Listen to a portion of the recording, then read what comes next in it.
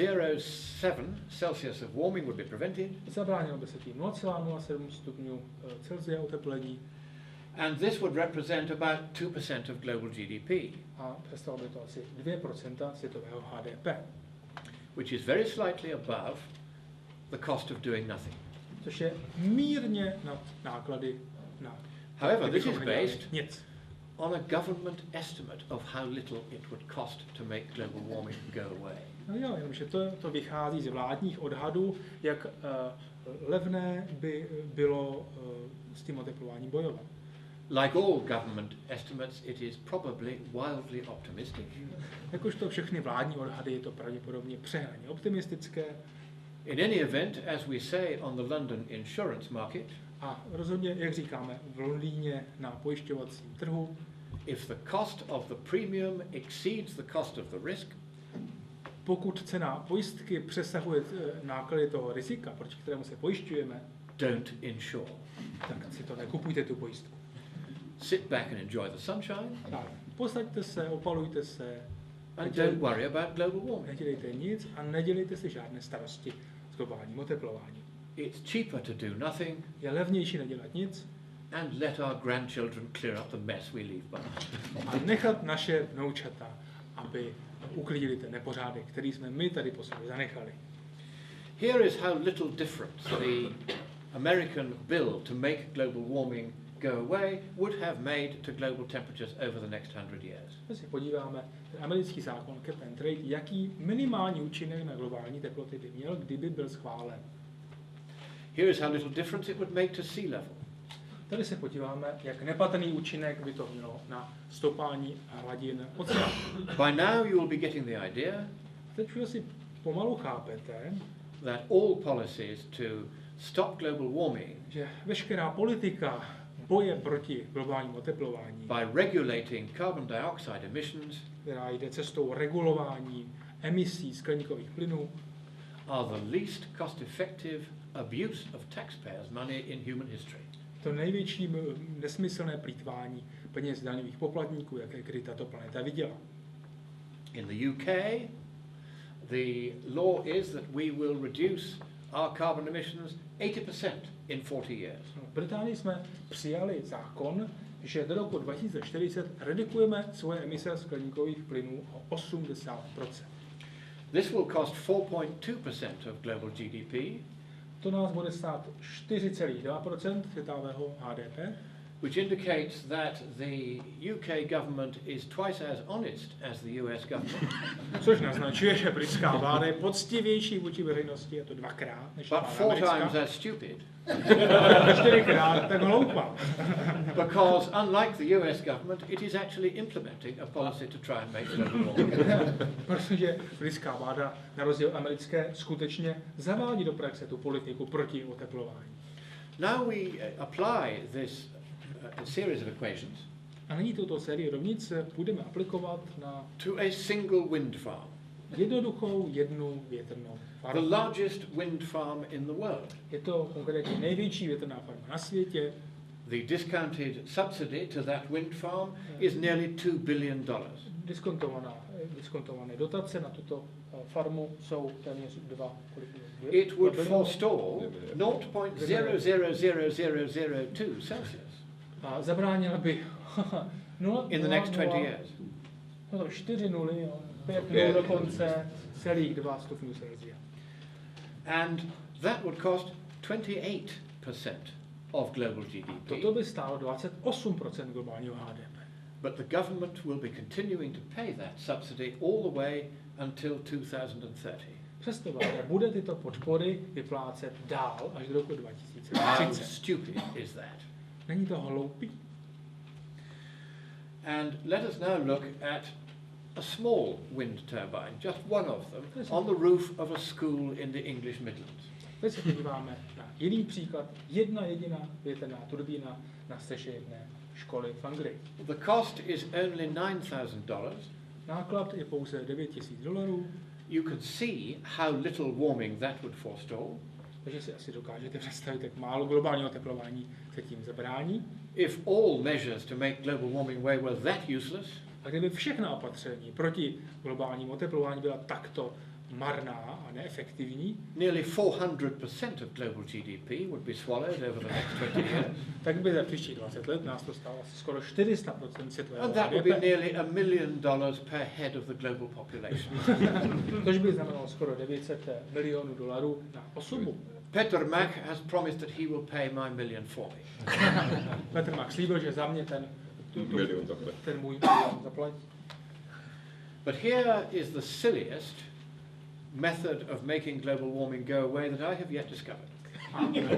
Tady vám řeknu, jaký je nejhloupější způsob boje proti oteplování, na který jsem zatím připadl.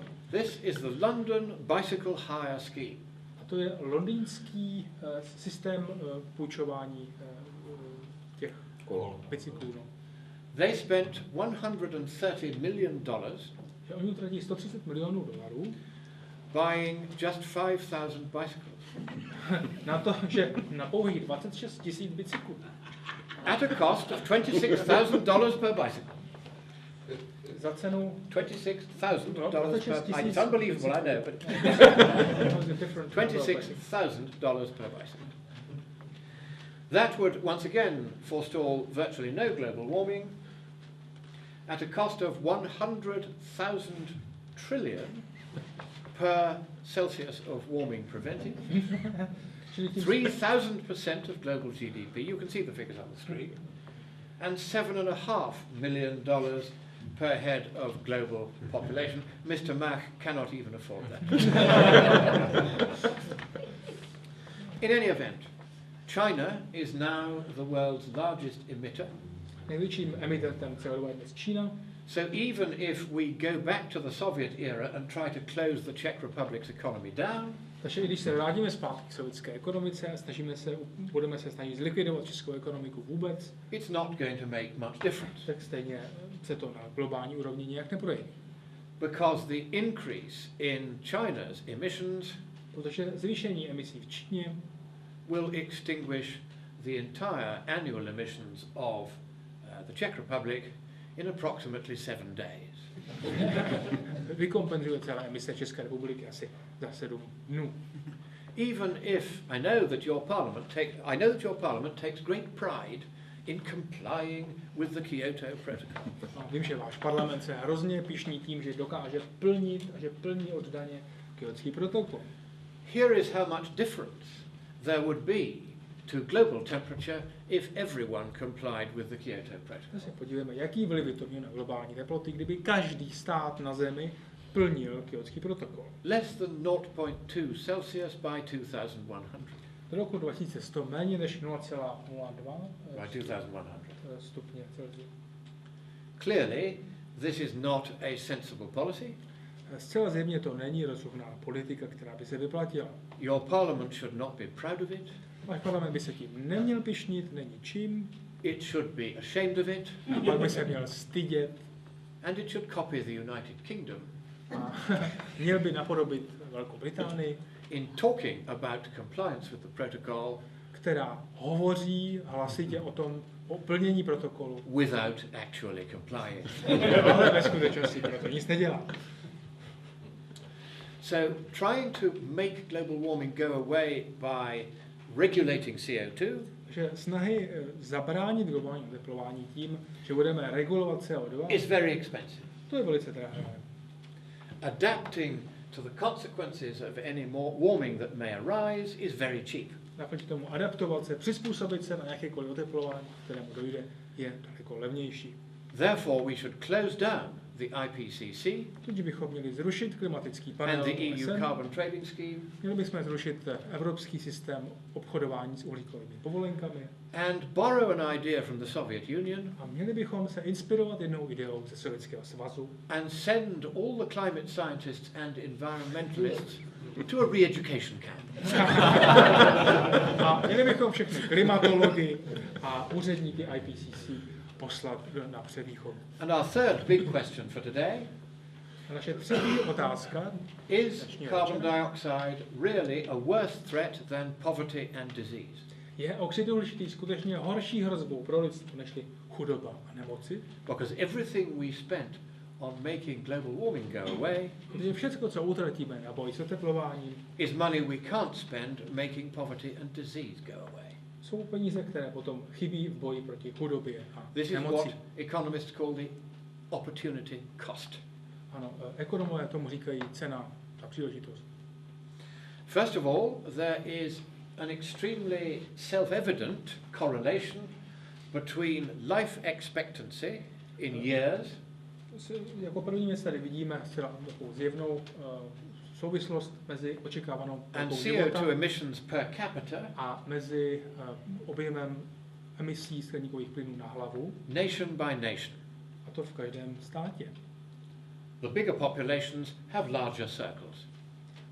Větší populace mají samozřejmě větší kroužek. We're still on economics for babies here. Ano, jsme stále v ekonomii pro předškoláky, takže It's the only language members of parliament understand.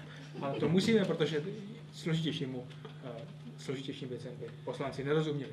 The graph goes, as we would expect, the other way A graf očividně jde opačným směrem, when you look at child deaths když se podíváme against CO2 emissions. na mortalitu dětí versus emise CO2.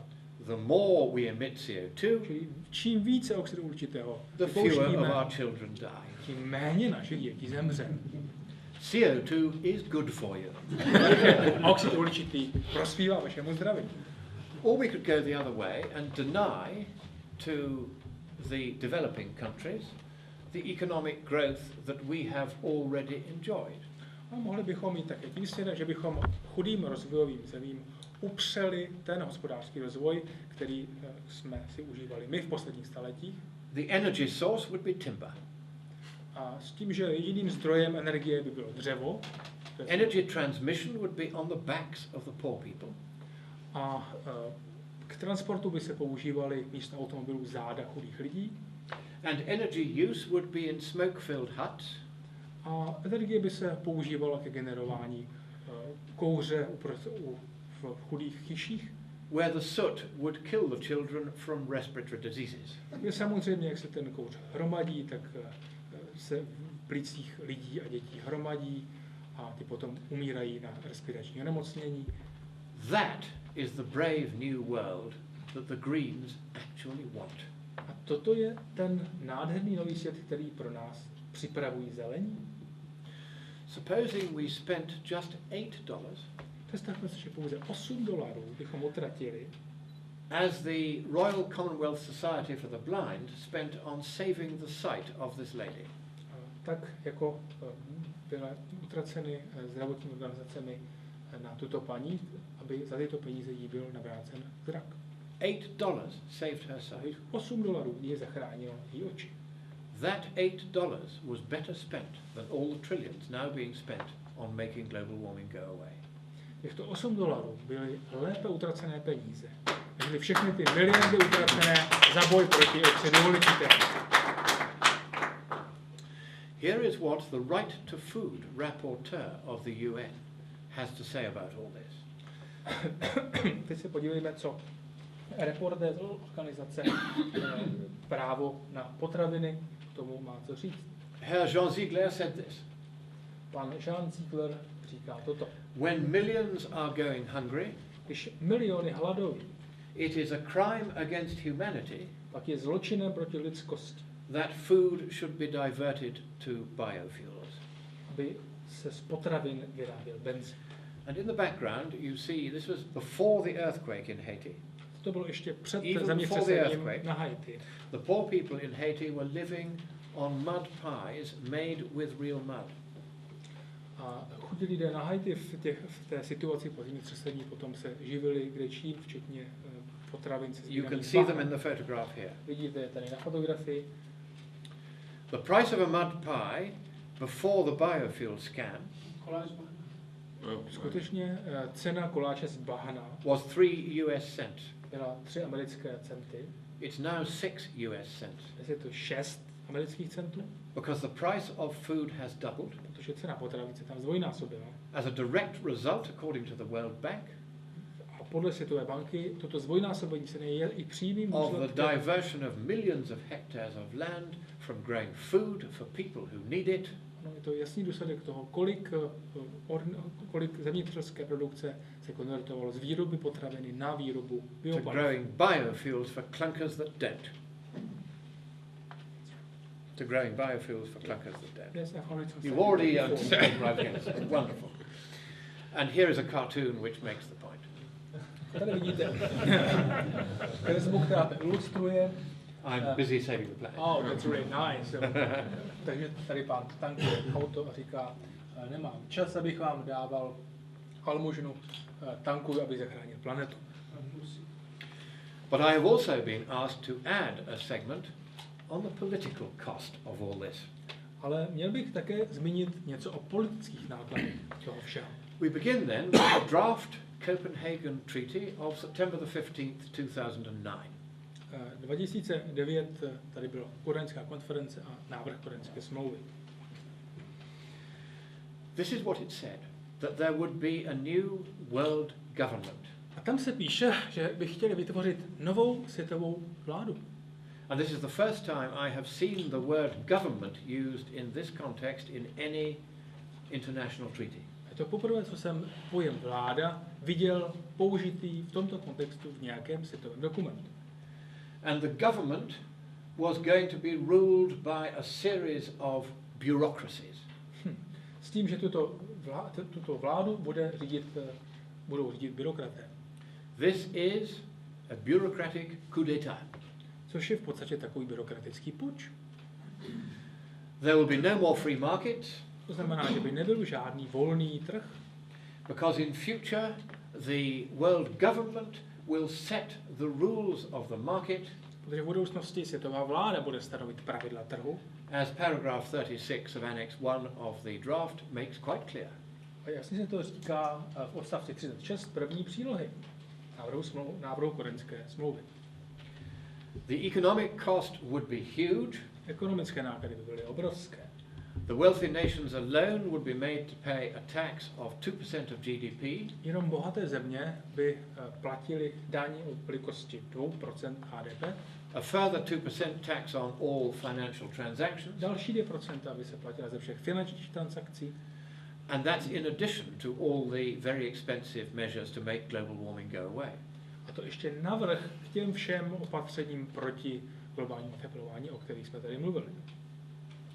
And now I'm going to show you how this new world government is going to be elected by a democratic process. Teď vám ukážu, jak je možné, aby tato byrokratická vláda byla jakoby zvolena skrze demokratický proces. There, in full, are the democratic provisions in the treaty. Tak, teď uvidíme, jaké jsou ty takzvané demokratická opatření té smlouvy. They're not there. Nejsou tam. The words democracy, election, ballot and vote do not appear even once in the 186 pages of the draft. V celé té dlouhé smlouvě nejsou tam jednou zmíněna slova jako volby, demokracie. You might be glad to hear that draft failed. Možná rádi slyšíte, že tento návrh smlouvy se nepodařilo tam schválit. Until you realize what they did at Cancun instead. Ale úsměch vás přejde, když zjistíte, co udělali o rok později v Cancúnu. These are the new bureaucracies which were established by the Treaty of Cancun. A tady vidíme, že Cancunská dohoda vytvořila tyto všechny byrokratické úřady. I'm not going to read them out. Nebudu je číst. Here are some more. Hodně. Další stránka. And some more. Další stránka. And some more. A další stránka. And some more. A další. And a few more. A další. And again. A ještě kousek. And again. A ještě. And again. A ještě. A další úřad. And you'll see that these ones are national bureaucracies which will be controlled by the world government. A tady už vidíte, jsou národní pobočky těch úřadů. So each of these bureaucracies will exist 194 times, one in each country. To znamená, že každý z těchto úřadů bude existovat jednak na centrální úrovni a jednak v každém z jednotlivých národních států. More than 1,000 new bureaucracies. To je více než 1000 nových byrokratických úřadů. I'm not paying. A já to teda platit nechci. Now why then does the truth matter? Proč na pravdě záleží. Proč je tedy pravda tak důležitá? Let us see a couple of examples of where scientific consensus got it wrong. Podívejme se na několik příkladů, kdy vědecký konsenzus se mýlil. In the 1960s, V 60. letech DDT, the only effective agent against the malaria mosquito, jediný účinný lék proti malárii přenášené moskyty byl lék zvaný DDT. was banned worldwide A tehdy byl zakázán po celém světě. at the insistence of exactly the same kind of people who are now telling us we have to ban CO2. A byl zakázán na naléhání přesně těch samých lidí, kteří dnes chtějí zakázat CO2. Before that ban, 50,000 people a year were killed by malaria. A potom 50 000 lidí ročně umíralo na malárii. Předtím umíralo na malárii. After it, 1 million a year. Aha, je tak. Nearly Potom to everyone bylo who 1 dies, milion ročně. nearly everyone who dies of malaria is a child. A téměř každý, kdo umírá na malárii, je dítě. That means there have now been 40 million excess child deaths. To znamená, že 40 milionů dětí zemřelo navíc zbytečně. As a direct result of the consensus getting it wrong. Díky tomu, že vědecký konsenzus se zmýlil. On September the 15th, 2006, 15. září 2006 Dr. Arata Kochi of the World Health Organization Světová zdravotnická organizace lifted the DDT ban. odvolala zákaz DDT. And he said quite often in this field, politics comes first and science second. V tom prohlášení se uvádí, bohužel často se stává, že politika má hlavní slovo a věda teprve druhé. We must take a position based on the science and the data. Nyní ale musíme zaujmout pozici, která bude založena na vědě a na datech. But to this day, many governments will not admit they got it wrong. Nicméně dodnes spousta vlád odmítá připustit, že se tehdy v tomto mýlila. And their refusal to admit their error continues to kill children throughout the world's hotter and poorer countries to this day. Protože odmítají přiznat chybu a odvolat ten tehdejší zákaz, tak stále tam umírají děti. About 850,000 of them every year. Asi 890 tisíc každý rok. In the 1980s, there was another consensus, this time about HIV. V 80. letech vznikl nový konsenzus ohledně viru HIV. The standard public health protocol for dealing with a new fatal infection that cannot be cured Standardním opatřením pro řešení nových epidemií, které jsou nevylečitelné, is to identify and isolate all carriers of the infection je najít a izolovat všechny přenašeče toho onemocnění. immediately, compulsorily and permanently. Okamžitě, povinně a trvale. That is tough, Je to drsné, but it saves lives. ale zachraňuje to život. It eliminated smallpox in the 1950s. Takhle se v 50. letech podařilo eliminovat neštovice. That used to kill millions every year. A neštovice každý rok zabíjely miliony lidí. Now it kills no one. Nyní nezabíjí nikoho. But it was decided that it would be discriminatory Nicméně tehdy bylo rozhodnuto, že takové opatření by bylo diskriminační. to identify and isolate carriers of HIV. Identifikovat a izolovat nositele přenášeče HIV. Try telling this woman that that was the right thing to do. Zkuste ale to říct této ženě, že to bylo tehdy správné rozhodnutí. She has HIV. Ona má HIV. Her two previous sons died with HIV. Její dva synové zemřeli na HIV. Her third son, here in the picture, Její třetí syn, Taken tady by na Reuters. obrázku, died a week after this picture was taken. zemřel týden po té, co vznikla tato fotografie. She died a year later, Ona zemřela o rok později. partly of HIV Částečně na and HIV partly of a broken heart. a částečně na zlomené srdce. That is what happens when we get the policy decisions wrong. K takovým věcem dochází, když přijímáme chybná politická rozhodnutí. This is how many have been killed, how many are infected. Tady vidíte čísla lidí, kteří byli zabiti virusem HIV. 33 million of each, 33 milionů, because we did what was fashionable and not what was right. jenom proto, že jsme udělali to, co bylo tehdy populární, nikoli to, co bylo správné a rozumné. One final remark from the man who was the founder of the scientific method. Chtěl bych citovat jednoho z lidí, kteří byli zakladateli The vědecké scientific metody. method which has been rejected by climate scientists and governments and environmentalists today. Té vědecké metody, která byla odmítnuta klimatology a vědci OSN v současnosti.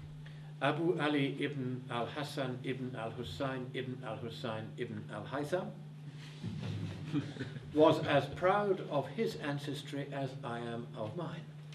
Tento člověk s tímto dlouhým jménem byl tak hrdý na své předky, tak jako já. He was a mathematician and philosopher of science in 11th century Iraq. Byl to matematik a filozof v Iráku v 11. století. Commemorated here on an Iraqi banknote. A vidíte, že dodnes si ho připomínají, takže tady je obraz na irácké bankovce. And he said this. A on řekl, The seeker after truth, that was his beautiful phrase for a scientist, hledač pravdy, to je jeho termín, který používá, does not place his faith in any mere consensus, however broad, however venerable. hledač pravdy si nijak necení žádného konsenzu nebo obecné shody mezi lidmi, no, bez ohledu na to, jak jsou vznešení nebo slavní. Instead, he subjects what he has learnt of it Naopak každé tvrzení, o kterém se dozví, podrobuje kritickému rozumu, to investigation, inquiry, pádání rozumu vlastně. and checking and checking and checking again. Takže nespoléhá se na víru v názor jiných lidí, ale sám si vše kontroluje a přepočítává.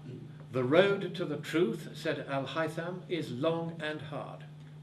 Jak řekl, cesta k pravdě je dlouhá a nelehká. Yet that is the road we must follow. Přesto to je ta cesta, po které musíme jít. If even science herself, whose very name is knowledge, Když ani sama věda, jejíž samotné jméno znamená vědět, znát, will not seek and will not speak the truth, who will? když ani věda sama nebude hledat, říkat pravdu, tak kdo jiný? Děkuji.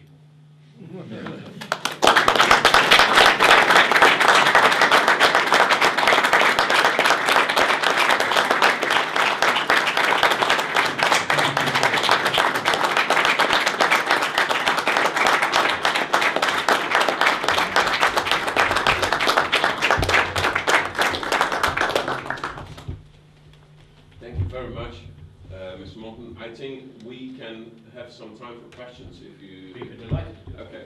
And then, takže přátelé, máme prostor pro několik otázek, než budeme mít malinkou přestávku, takže můžete se ptát, takhle přeložíme, nebo případně anglicky, jak chcete, prosím. Hello. Hello.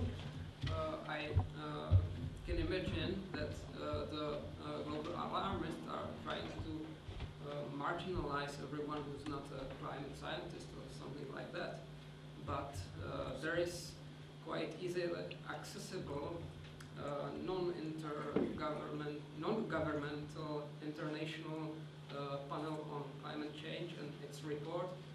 Are they trying to marginalize it also, or are they trying to pretend there's nothing like that? Or I was one of the contributors to the non-governmental report on climate change. On byl jedním z lidí, který přispěli k práci Mezinárodního nevládního panelu pro klimatické změny. The usual suspects are trying to ignore it. Samozřejmě ti obvyklí podezřelí, ta stará známá parta, se snaží to ignorovat. And if you really want to have some fun, Pokud se chcete pobavit, then look up Monckton and climate on the internet, tak si na internetu vygooglujte Monckton plus klima and you will see the extravagant lengths they are going to try to make a mess of my reputation. a uvidíte, kolik pomluv o mě šíří a kolik článků tomu věnují. It's quite entertaining, Je to v podstatě docela zábavné. and sometimes it hurts a little, Někdy to trochu i bolí, but they are not going to stop me. ale to mě nezastaví.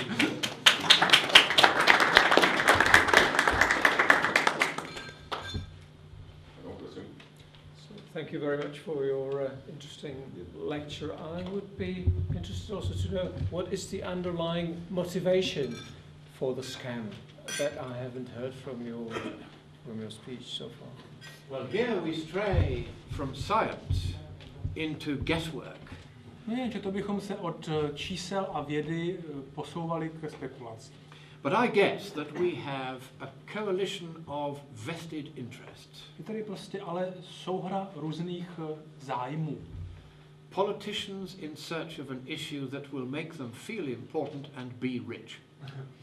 Politici hledají různá témata, která jim pomohou, aby vypadali důležití a taky, aby se trošičku obohatili. Bureaucrats looking for billions to expand their empires. Byrokraté schání peníze na to, aby měli více úřadů, více práce, více peněz. Scientists wanting grants by adding the magic words in the context of global warming to any topic. Vědci, aby dosáhli na granty, tak do každého textu, který píšou, přidávají slůvka o globálním oteplování. Journalists to whom the headline "World to End" will sell more papers than the truth. Climate continues changeable. Žurnalisté mají vyzkoušené, že když napíšou článek na téma svět brzy skončí v záhubě, tak vědí, že jim to prodá víc novin, než když napíšou klima se měnilo a vždycky bude měnit a není na tom nic zvláštního. Environmentalists who see this as their last best hope of driving the world back into the Stone Age. Aha, environmentalisté se zase kojí naději, že by se jim třeba takhle mohlo podařit vrátit svět zpátky do doby But kamenné. without even the right to light a carbon-emitting fire. Ovšem do nové doby kamenné, kde by už nebylo legální zapalovat ohně. Bankers who wish to make as much money as they can at the expense of the little guy. Bankéři samozřejmě jako vždycky toto vidí jako cestu, jak vydělat víc peněz, vytáhnout je z našich kapes. Utility companies, electricity companies, Energetické společnosti, who used to be told by governments not to increase their prices, kterým dříve vlády zakazovaly zvyšovat ceny, and are now told that they must increase their prices, najednou jim říkají, zvyšujte svoje ceny. and that they can keep the extra money, A to, o co zvýšíte, můžete si ty peníze nechat. except for the taxes on it, of course. Kromě zdaní, které si vezmeme my ve vládě.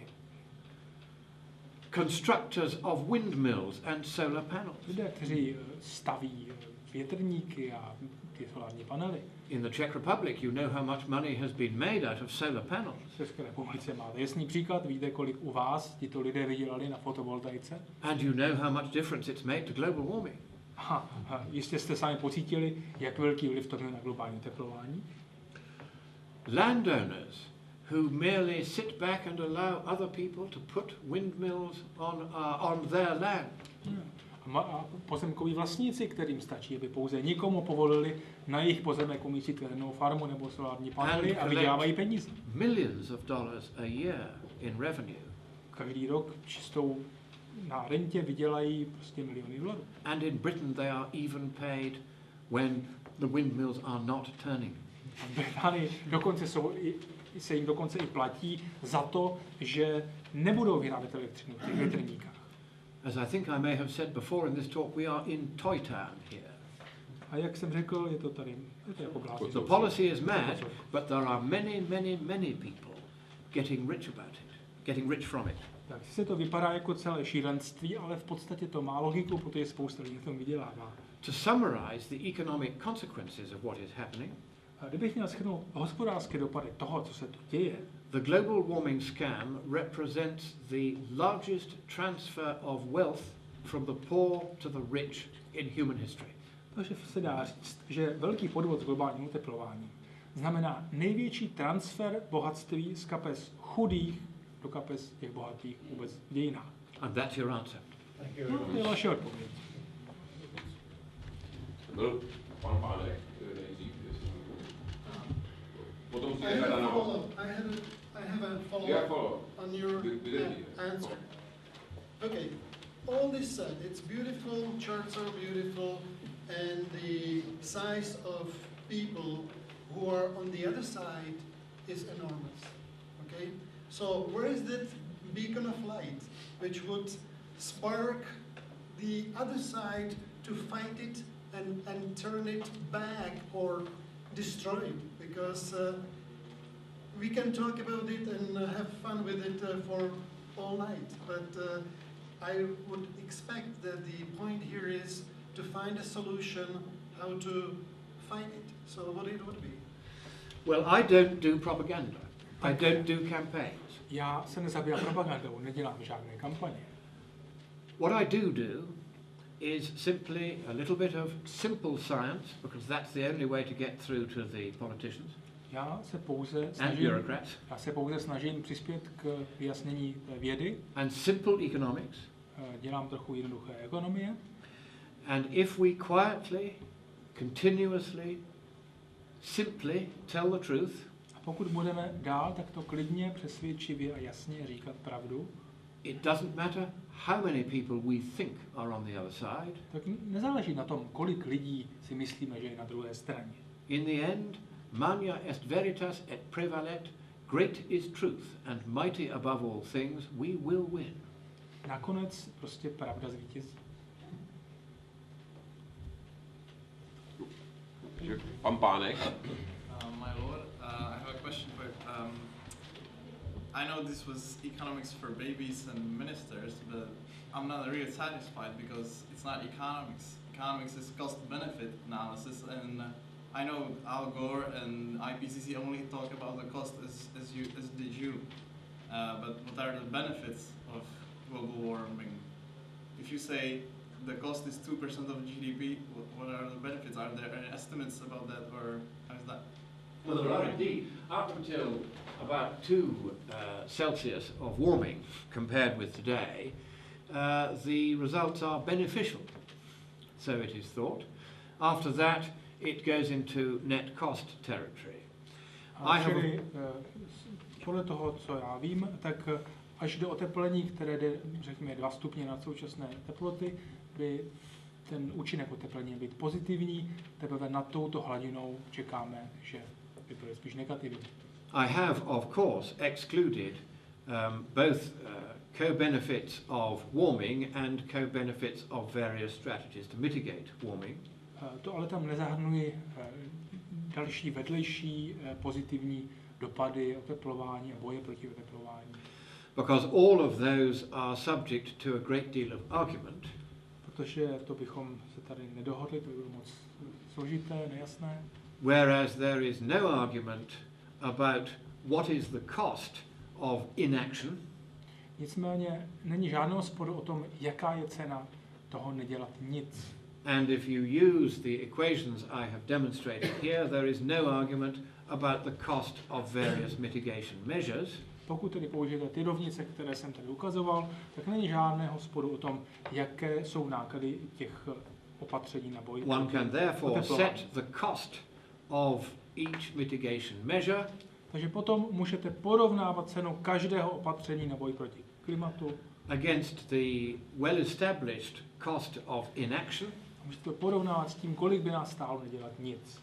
And if, as is nearly always the case, pokud, tak jak to je ve většině případů, it is more costly to try to prevent global warming than to endure its consequences, a pokud boj s klimatem je dražší, nežli nedělat nic, then it is self-evidently beneficial not to mitigate. tak je zcela zjevně se víc vyplatí nedělat nic. And I would submit that the argument does not need to be any more complicated than that, nor should it be. A já tvrdím, že nic jiného řešit nemusíme, zůstaňme u tohoto jednoduchého argumentu.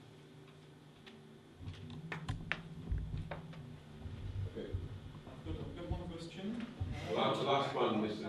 We'll get one back. Okay.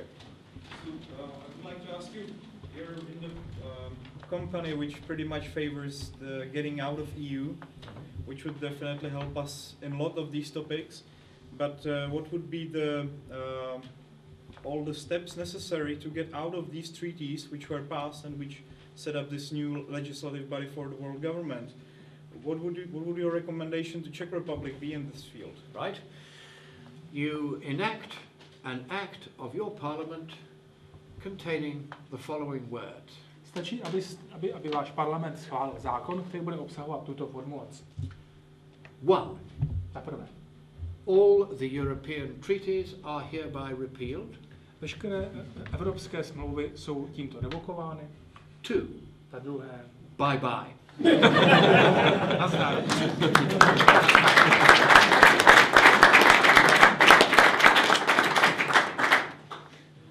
And at the back. Tam vzadu. Good afternoon. I would like to ask a question which is a little bit complicated. A little bit louder.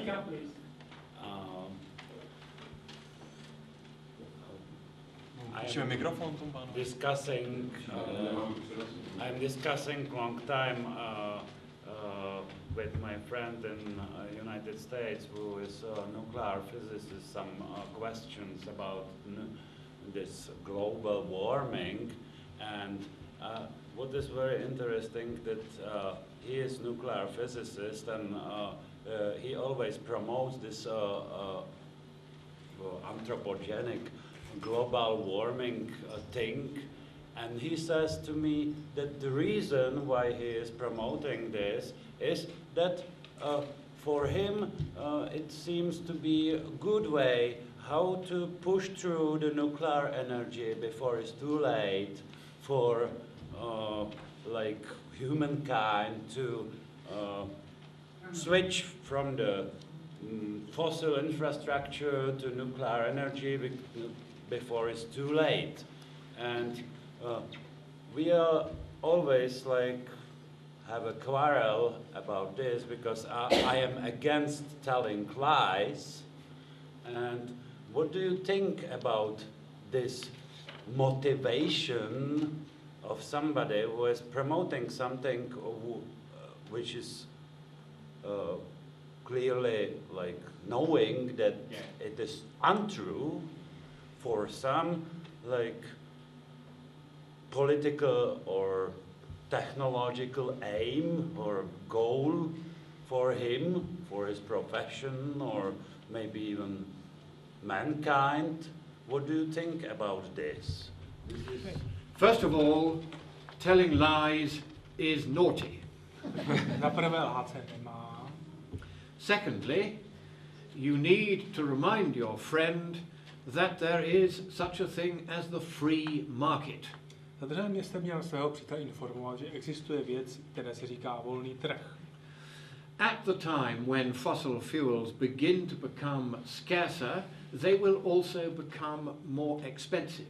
Uvědomte si, že jak bude fosilních paliv ubývat, In bude stále méně, tak budou také stále dražší. In accordance with the economic law of supply and demand. Prostě zkrátka podle hospodářského, ekonomického principu nabídky a poptávky. As fossil fuels become more expensive, jak jsou fosilní paliva jak budou stále dražší, alternative technologies such as nuclear energy, tak alternativní zdroje energie jako jaderná energie become steadily more affordable and attractive. Budou v porovnání s tím stále levnější a dostupnější a atraktivnější. Therefore it is necessary only for the nuclear industry to wait. Čili pokud chce propagovat jadernou energetiku, tak mu stačí pouze počkat. And perhaps to learn from the Fukushima disaster. Možná by se měl poučit z katastrofy ve Fukushimě. That listening to the Atomic Energy Authority when it gives advice on elementary safety precautions, že když nějaká energetická agentura bezpečnostní jaderná dává opatření ohledně bezpečnosti v jaderných elektrárnách, would in future be a good idea.